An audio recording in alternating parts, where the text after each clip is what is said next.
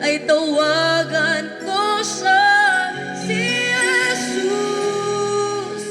Kung kailan kailangan siya, palagi naroon at karamay siya, si Jesus.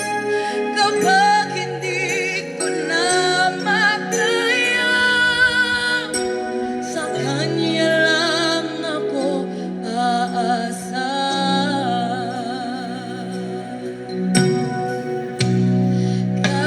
Kahit pilitin ko, puso ko'y maging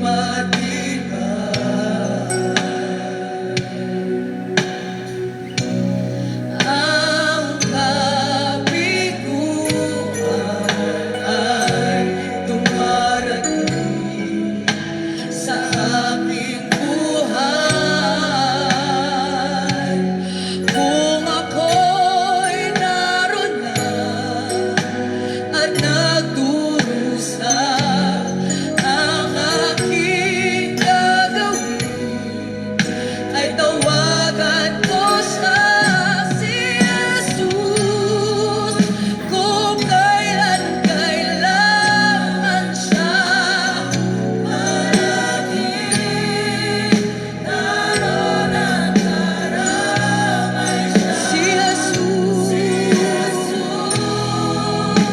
Kapag hindi ko na makaya, sa Kanya lang ako aasa, si Jesus. Kung kailan kailangan siya, siya'y palaging nariyan, naroon at karamay, si Jesus. Kapag hindi ko na makaya, sa Kanya lang ako aasa.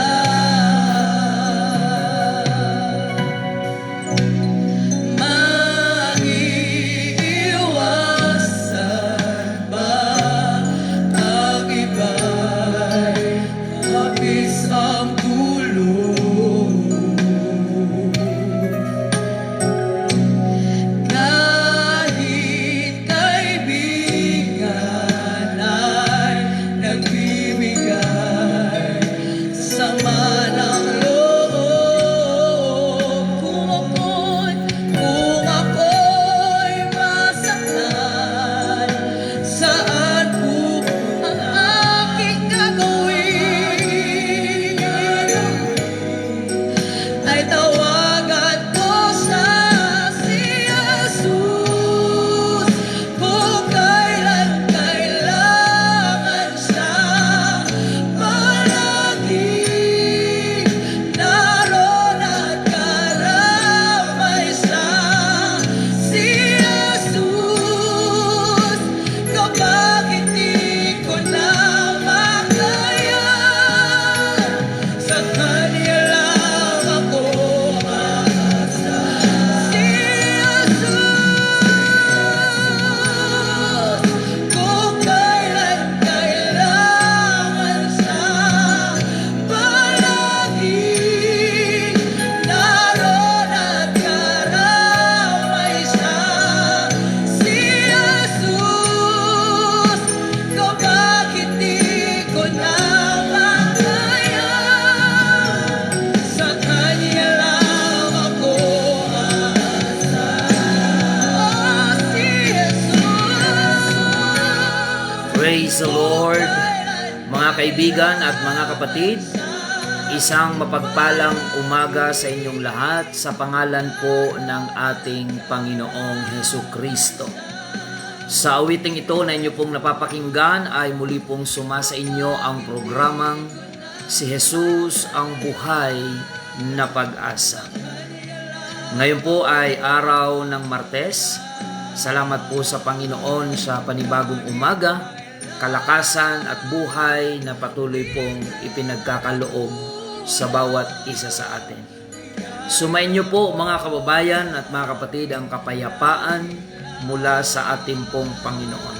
Sa anumang kalagayan ng ating buhay sa kasalukuyan, maaari ang ilan ay nasa mga kapagsubukan at kapighatian. Ang Diyos ay nananatiling mabuti sa ating buhay sa lahat ng panahon. Maaari ang ilan ay nasa mga hamon ng karamdaman o di kaya hamon ng mga kagipitan at pangangailangan. Patuloy po nawang sumaatin ang patnubay ng ating pong Panginoon. Kayo po ay nakikinig sa himpilan ng New Gen FM 100.7 sa programang Si Jesus ang Buhay na Pag-asa. Hatid po sa inyo ng United Pentecostal Church, Bulan. Ito po ang inyong lingkod, Pastor Randy Rosare ng United Pentecostal Church, Bulan, na muli pong nag-aanyaya na sa loob ng isang oras tayo po ay magsama-sama sa isang banal at makabuluhang pag-aaral ng salita ng Diyos. Walang katapusan ang pagmamahal mo. Walang pinipili ang puso mo. Panginoon, dakila. Manatili pong nakatune in sa impilang ito ng New Gen FM 100.7 at sa ating mga viewers sa Facebook Live. Good morning po mga kapatid. Sa mga OFWs na mga regular po nating taga-subaybay, pagpalain po kayo ng ating Panginoon. Welcome to our program, Si Jesus ang Buhay na Pag-asa. At good morning din po sa ating mga kapatiran sa United Pentecostal Church, Bulan, at sa lahat ng mga kapatiran na patuloy po nananalangin para sa ikapagtatagumpay ng gawain ito. Pagpalain po kayo ng ating Panginoon mga kapatid. Ang ating mga kapatiran dyan sa congregation natin sa UPC Magsaysay Bulan, pagpalain po kayo ng ating Panginoon. Sumayin niyo po ang kapayapaan at ang kagalakan sa paglilingkod sa Diyos. Meron po tayong prayer meeting dyan mamaya ngayong araw ng Martes, dyan po sa congregation ng Magsaysay Bulan. At ganoon din mga kapatid, ang ating congregation dyan sa Santa Remedios Bulan, UPC, pagpalain po kayo ng ating Panginoon. Ganon din ang ating congregation dito po sa UPC Iquirino Bulan. Pagpalain po kayo ng ating Panginoon. Sa ating mga viewers sa Facebook Live na nagtatanong kung saan ba ang Bulan Church, ito po ay dito sa Sorsogon Province mga kapatid. Sa Bicol, ayan, marami pong tumatawag sa atin, gustong makadalo, pero ando naman sila sa Mindanao. Maghanap na lang po kayo dyan ng UPC Church sa kung saan kayong probinsya naroon. Dahil ang United Pentecostal Church po ay worldwide naman po ito. So doon sa mga hindi nakakaalam nasaan ba ang Bulan, sa mga viewers natin sa Facebook, ang iba ay OFWs, nagre-request sila na makapag-Bible study sa kanilang pamilya. Kaso hindi nila alam na yung Bulan Church ay dito po ito sa Sorsogon Province, Bicol.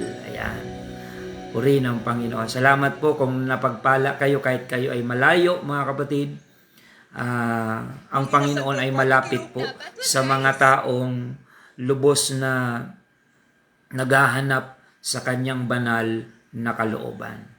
Puri ng Panginoon at batiin din po natin ang ating mga kapatiran dyan po sa lugar ng Inararan. Ayan, sina Brother Roger Valderrama and family, Brother Jason Guwan and family, at pagpalain ng Diyos, Sister Joanne, pagpalain po kayo sa paglilingkod sa ating pong Panginoon. Praise the Lord. At Nakakalungkot po yung ating nabalitaan na lindol kahapon dyan po sa lugar ng Mindanao, sa Jensan. Kaya ang dalangin po natin sa Panginoon, mga kapatid, na ingatan ng Diyos ang ating mga kababayan, ang ating mga kapatiran, dyan po sa area ng Mindanao, particularly dyan po sa Jensan. Nawa ang pag-iingat ng Diyos, protection, ay patuloy po na madama ng ating mga kababayan. At ito po ay pangyayari na gumulat sa atin kahapon. Gayunpaman, ang lahat ng mga bagay na pinapahintulot ng Diyos ay meron po siyang layunin na maaring sa kasalukuyan ay hindi po natin agad nauunawaan. Ngunit kung tayo po ay patuloy na lalapit sa ating Panginoon, mauunawaan natin yung sinasabi ni Apostol Pablo that all things work together for good to them that love God.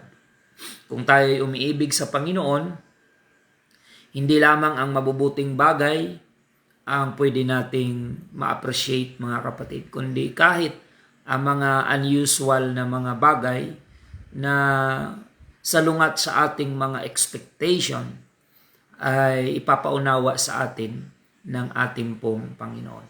So sa mga kababayan po natin dyan, sa lugar po ng Mindanao, Jensan, magpakatatag lamang po tayo at tutulungan po tayo ng Panginoon na makabangon. Ganun din sa mga kapwa natin manggagawa dyan, mga kapatiran, sa lugar ng Jensan. Pagpalain po ng Diyos ang inyong pagbangon at ang panalangin po natin sa Panginoon na sila po ay patuloy na samahan sa gitna ng mga kapighatian ng buhay. So ganun talaga, mga kapatid, dito rin naman sa Bicol, ang madalas natin na nagiging problema ay yung mga bulkan na maya-maya din nag-aalboruto, mga bagyo. So there's no safe place, mga kapatid, sa mundong ito. Kahit saan ka naroon, anytime kapag may mga sakuna, hindi tayo exempted. Kaya nga sabi ng Panginoon, He is now preparing a place, a better place for His children. Kaya naman ang bili ng Panginoon, maglingkod tayo sa Kanya sa gitna ng anumang mga hamon at pagsubok sa buhay sa mundong ito. Let us continue to serve the Lord faithfully no matter what.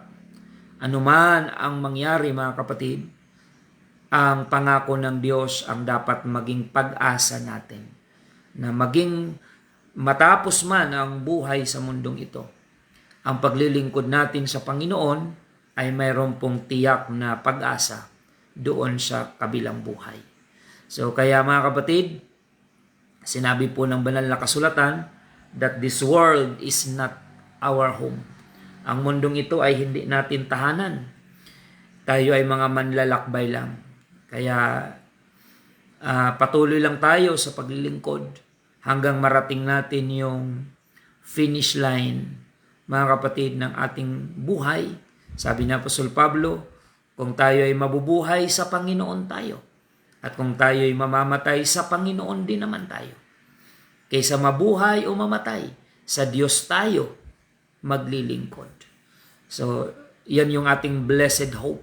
The glorious appearing of our great God and Savior, the Lord Jesus Christ. Purihin ang Panginoon, mga kapatid. At salamat po sa Diyos sa matagumpay na malaking pagtitipon natin last Sunday. May mga visitors po tayo na nakapiling. Salamat sa Panginoon sa katagumpayan na yung ating first Sunday of June na gathering ay pinagpala po ng ating Panginoon. At ngayong week naman ay back to batch by batch tayo na schedule. Diyan sa Magsaysay, ang ating pagsamba ay Sabado alas 6:30 ng umaga. At dito naman po sa congregation ng Iquirino Church ay Sabado alas 8 ng umaga. At pag-araw naman ng linggo, alas 7 ng umaga ang ating pagsamba dyan po sa area ng Santa Remedios, Bulan. So bali may 3 batch from Saturday to Sunday ang UPC Bulan Church. And another good news, dahil sa darating na linggo ng hapon ay opening na po ng Sunday service na dati ay Bible study lamang sa Coastal Barangay ng Aguinaldo, Bulan. Kung matatandaan nyo po, few months ago ay may binuksan po tayong Bible study sa lugar ng Barangay Aguinaldo o Lipata, Dako. Ayan, yun po yung lumang pangalan niya. Sa Lipata.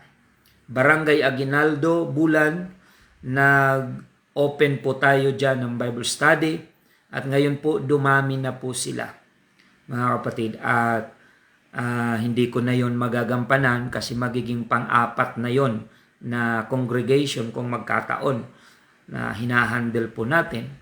Kaya naglagay po tayo dyan ng magiging pastor, si Brother Aljon Guyon.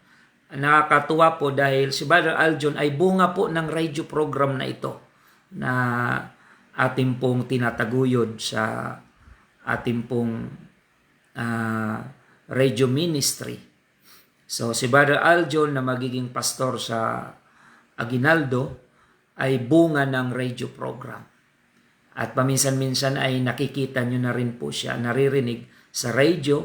Nagte-take over sila ng programa every time na ako po ay abala sa maraming mga gampanin. So, si Brother Aljon po ay inauthorize na po natin na magbaptize. Kaya yung mga magpapabaptize po dyan sa Aguinaldo, hindi na po ang inyong lingkod ang magbabaptize, kundi ang magiging pastor nyo po. Si Brother Aljon Guyon, na bunga din ng radio program, siya po ay hahawak na rin ng ministry, mga kapatid, dyan po sa lugar ng Barangay Aguinaldo. At salamat po sa ating unang convert po dyan na nagbukas ng bahay upang doon sa kanila idaos ang gawain. Si Brother Richard Pilayo and family, salamat po sa pagtugon nyo sa salita ng Diyos na kayo po ang ginamit ng Panginoon na magkaroon ng house congregation sa pasimula.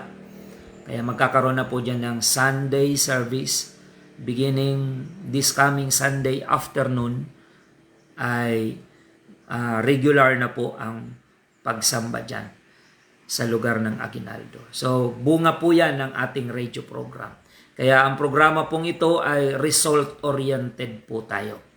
Hindi tayo suntok sa buwan o baka sakali o gaya-gaya, mga kapatid, kundi ito po ay oriented by the will of God to proclaim the gospel, mga kapatid, upang magligtas ng maraming mga kaluluwa. So ang programang ito sa radyo ay 24 years na po dito sa bayan ng Bulan, mga kapatid. 24 years na po ang inyong lingkod na nagpuprograma sa radio. Nagpalipat-lipat na po tayo ng mga istasyon. Halos naubos na natin ang radio station dito sa bayan ng Bulan. At ngayon ay katuwang natin ang Newgen FM 100.7 upang ipalaganap ang salita ng ating pong Panginoon. To God be all the glory. Tayo po ay manalangin, mga kapatid, sa Panginoon bago tayo dumako sa pag-aaral natin ng kanyang salita. Tayo po ay manalangin. Panginoong Hesus, maraming salamat po sa biyaya mo at pagpapala na pinagkakaloob sa bawat umaga sa buhay ng aming mga kababayan. Panginoon, maraming salamat sa kabila ng mga pagsubok, mga kapighatian ng buhay. Patuloy pa rin naming nadarama ang iyong kalinga, ang iyong pag-ibig. Dalangin po namin, Panginoon, na ang aming mga kababayan na nasalanta ng malakas na lindol sa lugar ng Jensan at sa mga area ng Davao at sa lahat ng mga naapektuhan ng matinding paglindol, Panginoon. May mga buhay pa na nabuwis, Panginoon, dahil sa sakuna. We pray, God, for your spiritual and emotional comfort, financial provision. Nawa, gabayan mo po ang aming mga kababayan sa pagharap sa ganitong hamon. Maraming mga istruktura ang napinsala, Panginoon. Dalangin po namin, O Diyos, samahan mo po ang aming mga kababayan sa pagharap nila sa hindi inaasahang sakuna sa kanilang lugar at sa kanilang buhay. We pray, God, for your comfort, lalo na yung mga nawalan ng mahal sa buhay, nawalan ng mga ari-arian dahil sa lindol. Ikaw po ang siyang kumilos. Gumamit ka po ng mga kasangkapan upang maipaabot sa kanila ang kanilang pangangailangan. Maging ang mga programa ng aming pamahalaan upang sila ay tulungan, ilayo mo po sa mga corruption, Panginoon. Na kung anuman ang tulong na i-release ng pamahalaan ay yun ang makarating sa aming mga kawawang kababayan, Panginoon. I rebuke the spirit of corruption at makasariling kaisipan, lalo na sa mga ngasiwa ng pagbabahagi ng mga tulong, Panginoon. Na kung noon wala namang bagyo ay maraming tulong, higit kailangan ngayon ang mga tulong ng aming mga kababayan.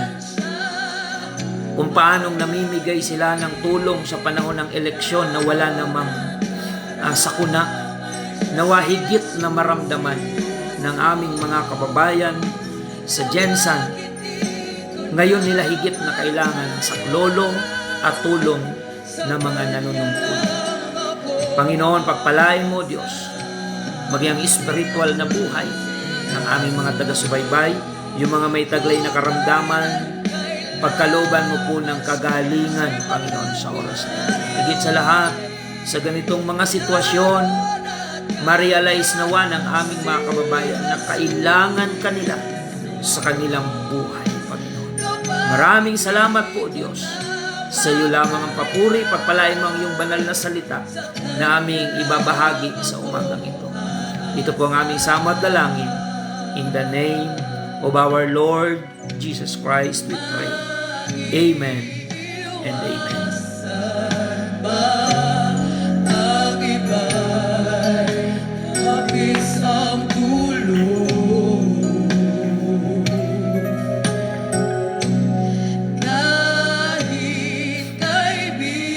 Sa ating mga viewers online, paki-share na lang po, mga kapatid, ng ating episode na yon.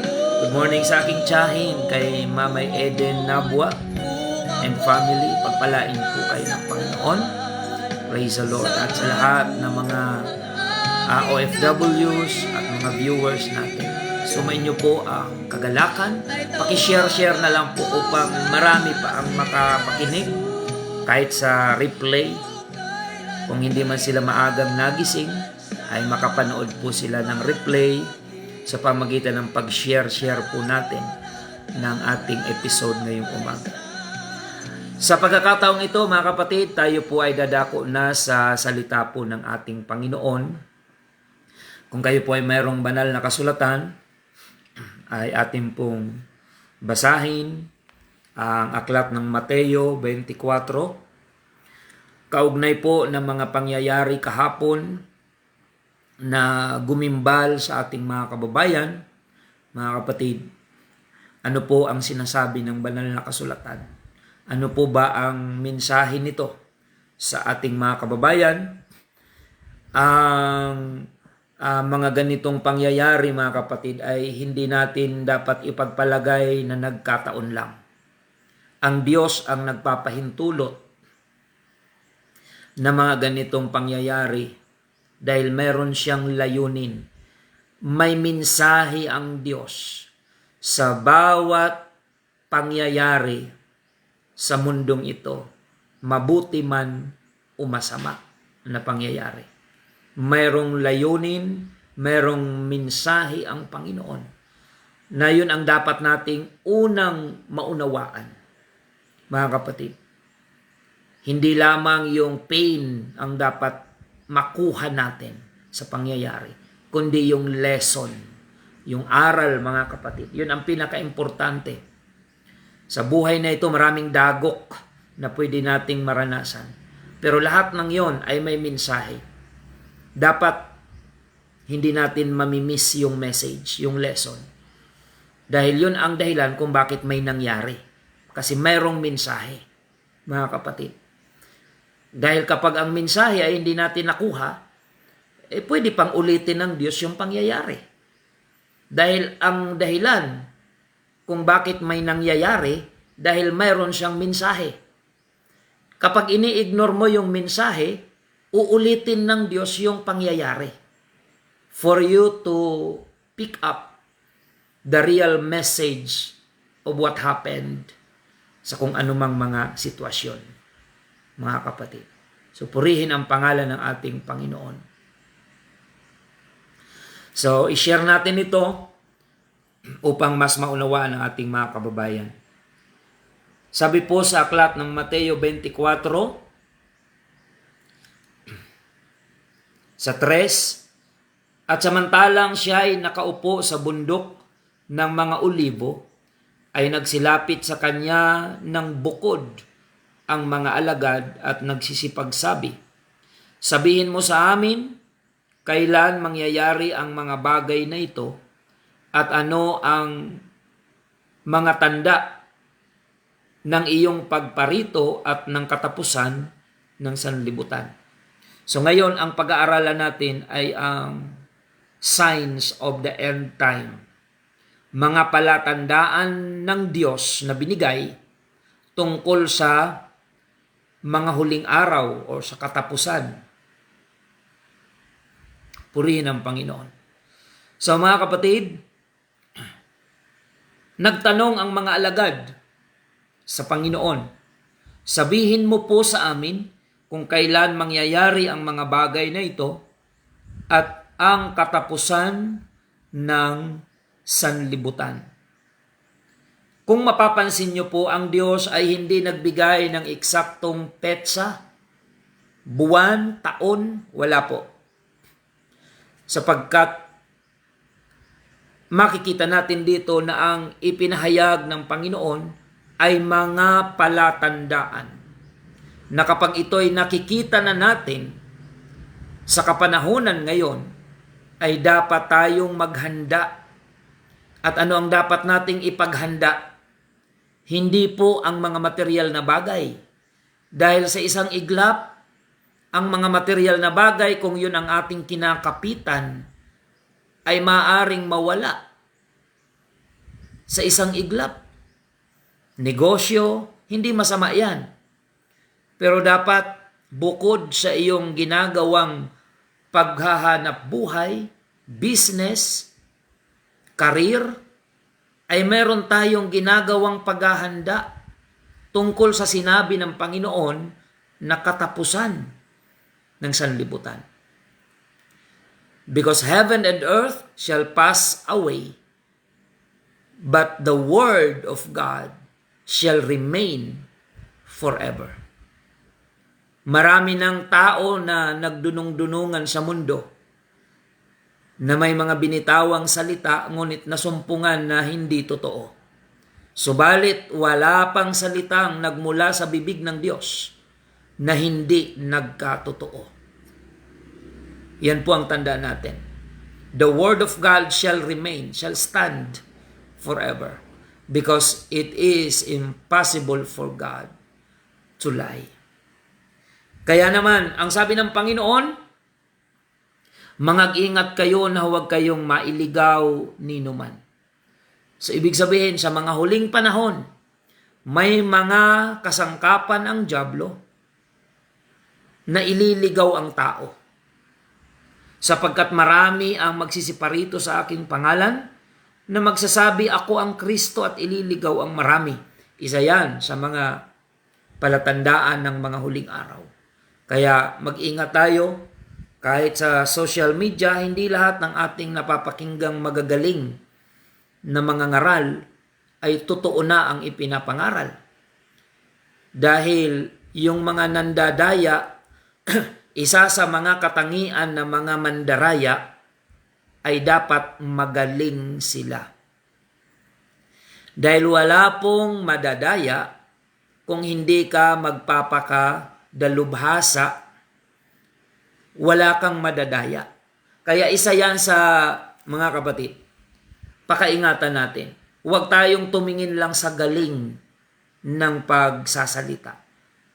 Dahil isa sa mga katangian ng mga mambubudol ay magaling magsalita. Maaring may mga nakikinig sa atin ngayon na nabudol na kayo. Ba't naman kayo napaniwala? Kasi pastor, ang galing niya magpaliwanag.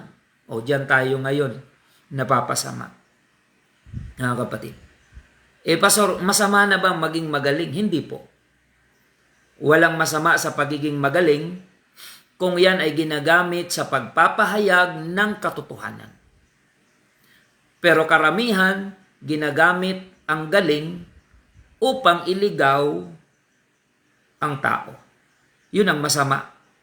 So there's nothing wrong about being fluent and excellent pagdating po sa pagsasalita, pagpapaliwanag. Walang masama kung magaling ka magpaliwanag. Ang masama ay yung gagamitin mo yung galing sa pagpapaliwanag para pilipitin yung katotohanan. Na yung tama gagawin mong mali at yung mali gagawin mong tama, diyan ngayon nagiging masama yung galing ng tao.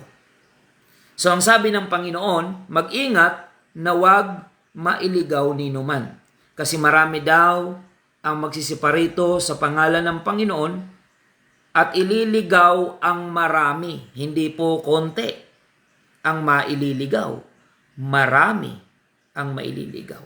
Kaya bawat isa sa atin ay dapat maging responsible na magsuri, mag-aral ng salita ng Diyos. Sabi po ng aklat ng Juan 5:39, saliksikin ninyo ang kasulatan sapagkat dito ay mayroon kayong buhay na walang hanggan. At ito ang siyang nagpapatotoo tungkol sa akin, sabi ng Panginoon. So kaya mga kapatid, pag-ingatan natin. Hindi porkit magaling magsalita. Alam nyo sa YouTube, sa social media, ang daming magaling magsalita. Kahit nga ang AI, ang galing magpaliwanag. Mga kapatid. Pero huwag tayong masyadong dumipende sa AI. Nakakatulong yan as reference, pero huwag yan ang ating panaligan pagdating sa paggabay patungo sa ating tunay na kaligtasan at paglilingkod sa Diyos. Dahil ang AI, technology po yan. Wala yang puso.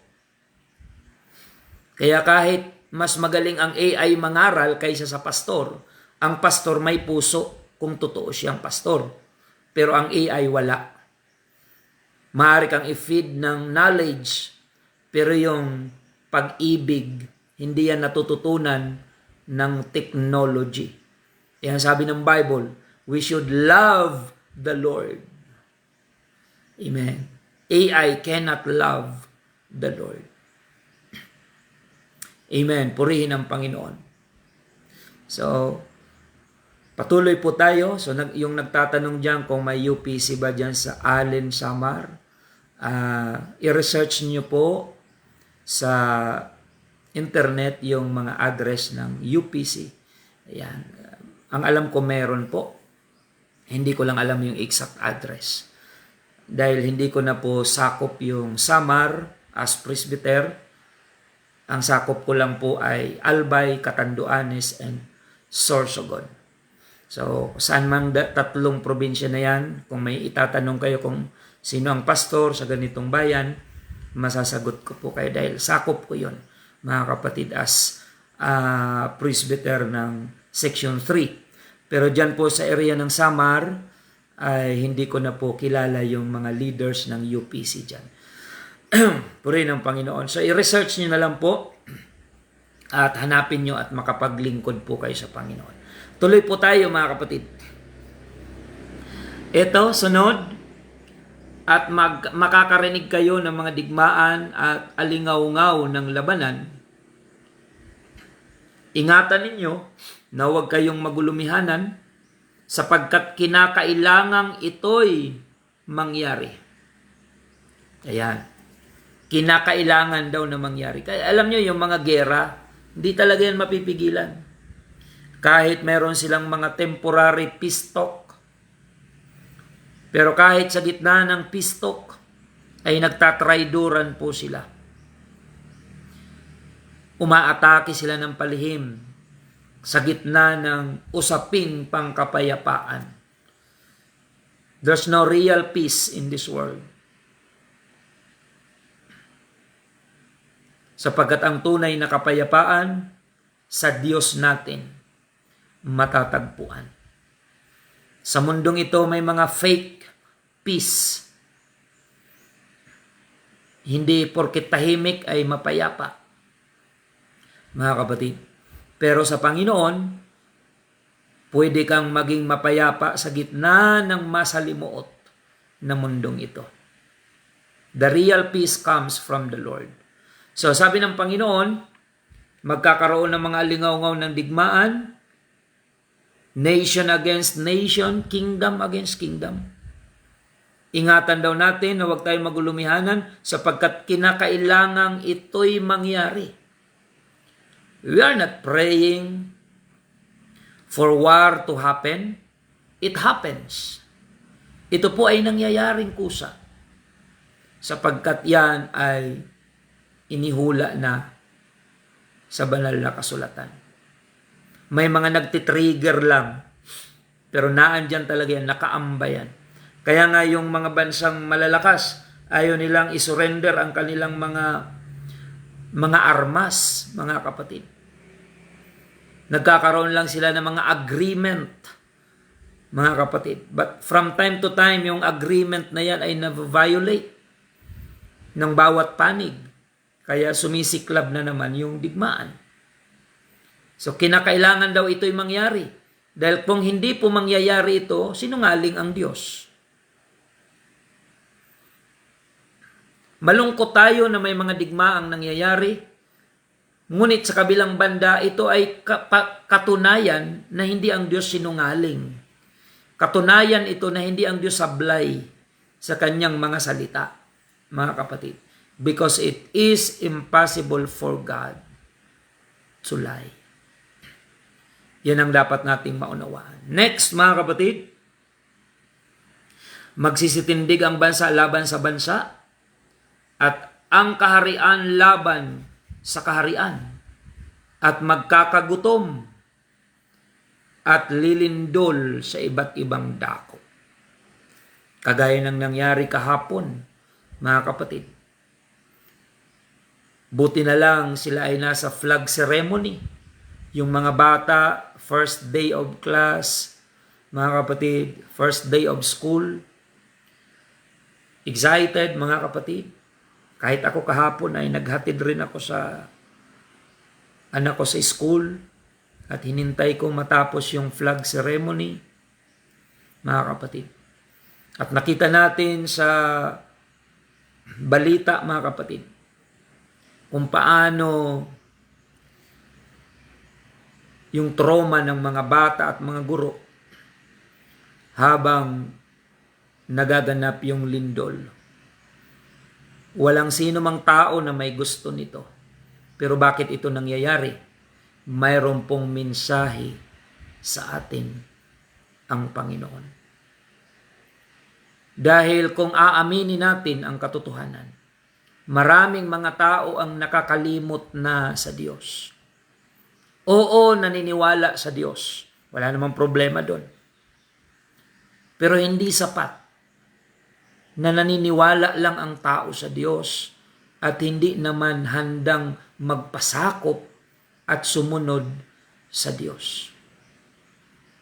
Ang sabi ng Panginoon, Mateo 15:8, mga kapatid, ang bayang ito ay iginagalang ako ng kanilang mga labi, ngunit ang kanilang puso ay malayo sa akin. Iyon yung assessment ng Panginoon.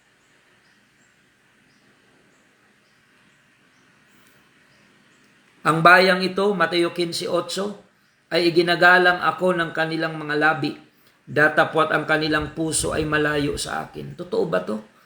Hindi natin ito maidi-deny. Diyos ang nagsabi nito.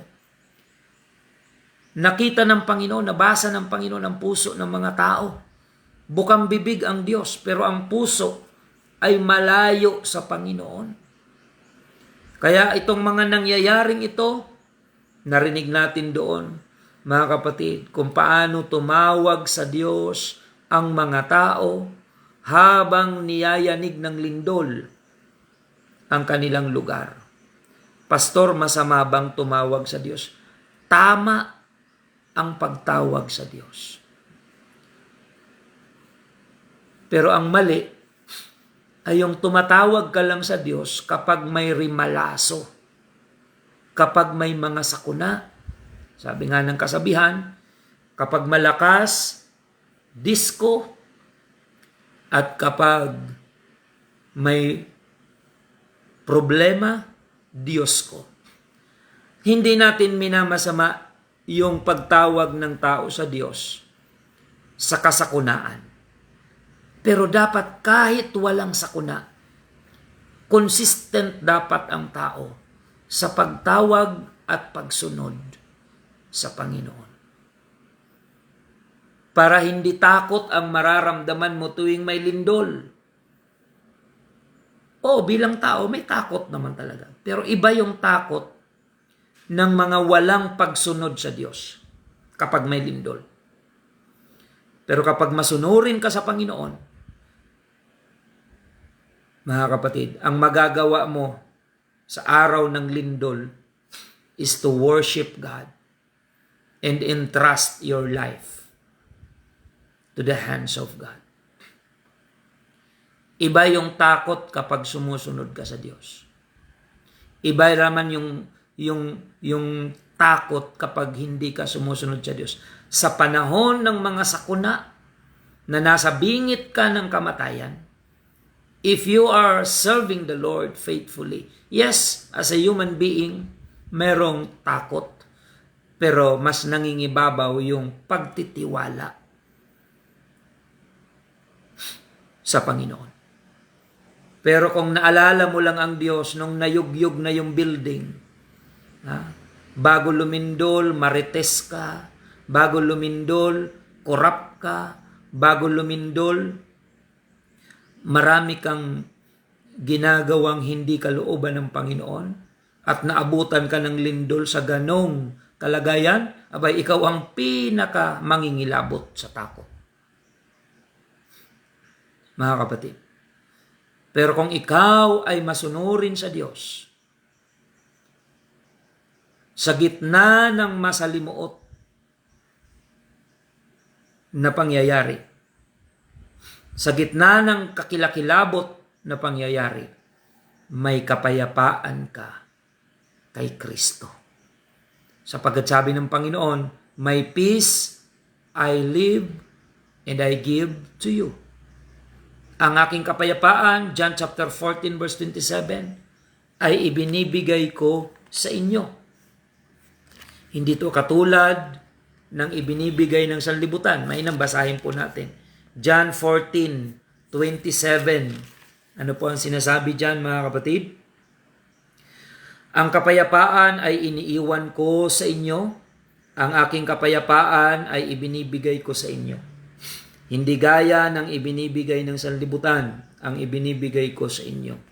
Huwag magulumihanan ang inyong puso ni matakot man. Ayan. So kapag present ang kapayapaan, kapag nauna ang kapayapaan, hindi na makakapenetrate masyado yung takot.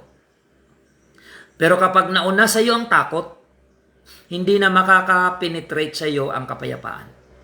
Kaya dapat ang mananatili sa atin ay kapayapaan. May lindol man o wala, dapat may kapayapaan tayo kay Kristo. May lindol man o wala, dapat mapayapa ang buhay natin dahil itinitiwala natin ang ating everyday na buhay sa Panginoon. Mga kapatid, yun ang dapat nating maunawaan. Kapag ang daily walk natin in this world ay kasama natin ang Panginoon at itinitiwala natin ang buhay natin sa Panginoon. Sa panahon ng mga sakuna, oo, may takot pa rin as human being, pero mas mangingibabaw ang kapayapaan at pagtitiwala. That's why you can worship God even in the midst of tragedy or mga calamities sa ating mga buhay. Kasi ang takot hindi naman yan nakakadagdag ng safety. Sa katunayan, kapag natataranta nga ang tao, ang iba mas namamatay pa nga maaga dahil nataranta, nagkamali-mali yung kanyang disposisyon. Na yun ang ikinamatay niya, yung mga wrong decision, mga kapatid.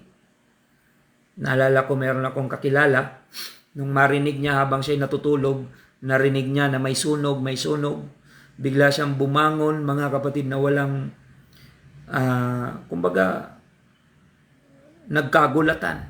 Bigla siyang bumangon, nakahiga, tumama yung ulo niya sa hagdan, mga kapatid. Ayun, nahimatay siya, pero ang layo naman pala ng sunog sa kanilang bahay. Pero nahimatay siya. Dahil sa pagkataranta, nauna ang takot kaysa sa pagtitiwala. Mga kapatid, ang disposisyon niya ay hindi gumana, nakadagdag pa sa problema, hindi naman dapat maging problema, naging problema tuloy. So yan po mga kapatid, kailangan present lagi ang kapayapaan ng Diyos sa ating buhay. Hindi lang during the time of blessing. Most especially in times of calamities. Yung mga discomfort sa buhay. Dapat doon natin mas maramdaman yung kamay ng ating Panginoon. Amen. Ngayon, ituloy natin, mga kapatid. Datapot ang lahat ng mga bagay na ito ay siyang pasimula ng kahirapan. Kung magkagayoy ibibigay kayo sa kapighatian at kayo'y papatayin at kayo'y kapupuutan ng lahat ng mga bansa dahil sa aking pangalan. At kung magkagayoy maraming mga titisod at magkakaluluhan ang isa't isa at magkakapuutan ang isa't isa. Ayan. Usong-uso ngayon yung kanuluan, mga kapatid. Ikakanulo mo yung iyong kasama. Kahit sa mga naobserbahan naman natin sa Senado, mga kapatid. Kaya ganyan kagulo sa Senado ngayon dahil nangyayari yung kanuluan, magkakanuluan sa isa't isa. Kaya ang resulta ay mas matinding kaguluhan. Nakasulat yan sa Bible, mga kapatid. So yan po yung dapat nating maunawaan. So ipagpatuloy natin ito, ang tatalakayin naman natin bukas. Ano yung bahagi ng mga Kristiyano sa end time prophecy na ito? Ano ang papel na dapat gampanan ng mga Kristiyano sa end time prophecy na winika ng ating Panginoon? Itutuloy natin ito bukas, mga kapatid. So nawa ay napaalalahanan po tayo. Ang mga sakuna, hindi yan nagpapaalam. Dumarating yan kahit sa ang lugar, kahit sa sinong tao. Kimayaman o mahirap ka. Pagdating sa sakuna, walang exempted dyan. Kristyano ka o hindi, walang exemption pagdating sa sakuna. Kaya dapat sa araw-araw nating buhay, ipagkatiwala natin sa Diyos ang ating mga buhay at ipadalisay natin sa Diyos ang ating mga puso upang anuman ang ating maranasan, manatili tayong may kapayapaan sa pangalan ng ating Panginoon. Maraming salamat, mga kapatid. Nawa ay pinalakas po tayo ng Panginoon spiritually, lalo na sa ating mga kababayan dyan sa Jensan.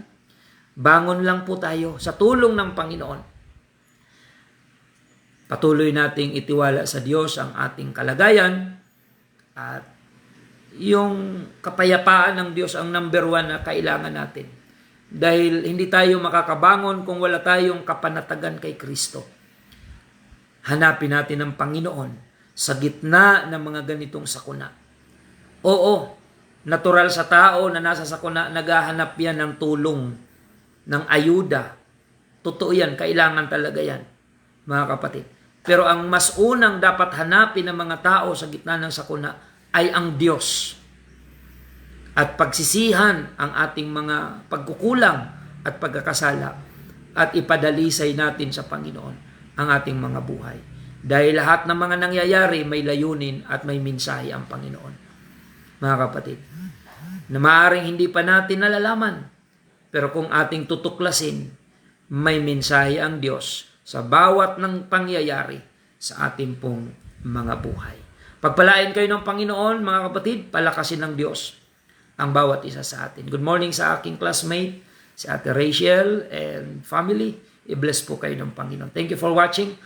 Tayo po ay manalangin, mga kapatid, sa ating pansamantalang pagtatapos. At to be continue po yung topic natin bukas. Amen. Abangan nyo po. Same time, same station and page, mga kapatid. Tayo po ay manalangin sa Panginoon. Praise the Lord. Panginoon, maraming salamat po sa iyong kabutihan, sa iyong paalaala, sa iyong mensahe. Dalangin namin, Panginoon, ang mga kababayan na nasalanta ng lindol sa lugar po ng Jensan. Dalangin namin, O Diyos, ang iyong pagsama sa kanila sa mahirap na kalagayan na kanilang naranasan. Ikaw po ang patuloy na tumulong una sa lahat sa pagbangon, Panginoon, ng aming mga kababayan. Samahan mo po sila at pagkalooban ng lakas ng loob at pananampalataya, Panginoon, na sa buhay na ito, maunawaan nila, O Diyos, ang kahalagahan ng paglilingkod sa iyo. Sa gitna ng sakuna, ang mensahe mo ang unang dapat makuha ng mga tao. Nawa hindi lamang yung trauma ang maiwan sa kanila, kundi yung mensahe na nais mong ipaalaala. Yun po nawa ang maiwan sa kanila. Kasunod nito ay ang healing process. Ipagkaloob mo, Panginoon. Gabayan mo po ang mga kababayan at maging ang mga nanunungkulan, Panginoon. Bigyan mo ng wisdom kung paano matulungan ang aming mga kababayan sa lugar ng Jensan. Nawa yung mga i-release na tulong ay makarating doon sa kinauukulan. Nire-rebuke namin ang spirit of corruption, greediness, sa panig ng mga mangangasiwa, sa pagbabahagi ng mga tulong ng pamahalaan. Panginoon, sawayin mo po ang espiritu ng corruption, pagiging makasarili, upang makarating yung tulong sa dapat matulungan, na walang pinipili o walang anumang political colors na papalitan. Salamat, Panginoon. Ingatan mo po ay mga kababayan, at kung may mga nasa panganib, iligtas mo po ang kanilang buhay. Yung mga may karamdaman, Panginoon, na nakikinig, pagkalooban mo ng kagalingan sa oras na ito. Maraming salamat, Panginoon. Pagpalain mo ang lahat ng nakinig sa radyo at maging sa Facebook Live. Bless our viewers online and listeners on air. Maging ang aming mga OFW sa iba't ibang bansa na nakasubaybay ngayon sa programa. I-bless mo, Panginoon. Pagharian mo kami lagi ng kapayapaan mo, lalo na sa panahon ito. Usong-usong ang mga anxiety and depression, mga cases ng ganitong problema. We pray, God, na ikaw ang magkaloob ng kapayapaan sa aming mga kababayan, saan man sila nakaupo. Maraming salamat, Panginoon. Ito po ang aming samad na langin. In the name of our Lord Jesus Christ, we pray. Amen and amen. Good morning din sa aking pinsan, si Ate Tess Gulyoso, dyan po sa Tarlac, sa Camp Aquino. Pagpalain po kayo ng Panginoon. And si Kuya Bong, dyan po sa Camp Aquino. Pagpalain kayo ng Panginoon. Si Kuya Arnold Gulyoso. I-bless po kayo dyan ng Panginoon. Paki-share na lang po, mga kapatid, ng ating episode ngayong umaga. Pagpalain kayo ng Panginoon. At muli, ito po ang inyong lingkod, Pastor Randy Rosari ng United Pentecostal Church Bulan, na nagpapasalamat sa inyong pagsubaybay at lagi nating tandaan na tanging si Jesus lamang po ang ating buhay na pag-asa. Kung ako